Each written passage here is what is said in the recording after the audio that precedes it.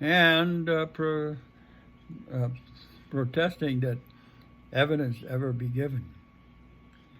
Well, with regard to the second impeachment trial, perhaps the most devastating offense relates to the attack on the Capitol to prevent the arrival of or the approval of Joe Biden for president. Was Donald Trump truly acquitted during that Senate trial? Technically, yes. Yes, maybe. Ethically, not really. The vote was 57 guilty, 43 not guilty.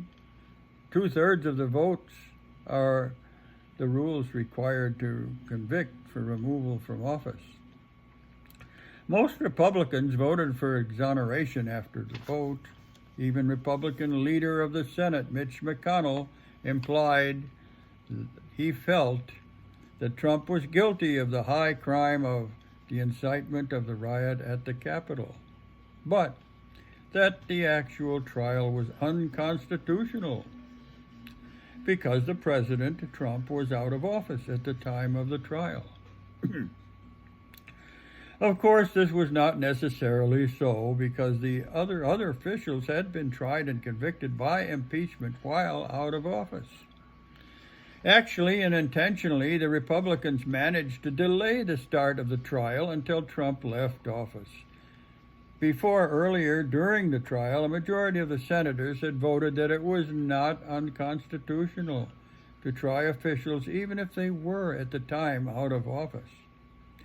Nevertheless, McConnell said that he was basing his not guilty vote on Trump being out of office at the time of the trial.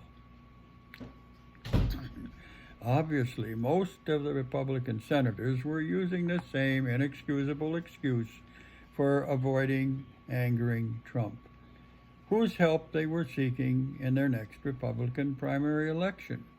Thus, the trial's result was determined not on the basis of conscience or fact, but essentially greed for power.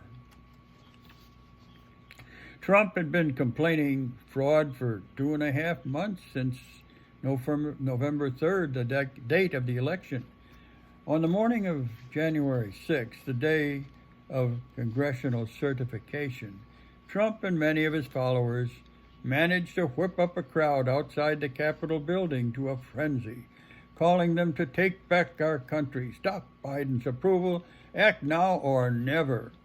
They were even calling for the hanging of Trump's vice president, Mike Pence. Trump implored the crowd to fight for justice.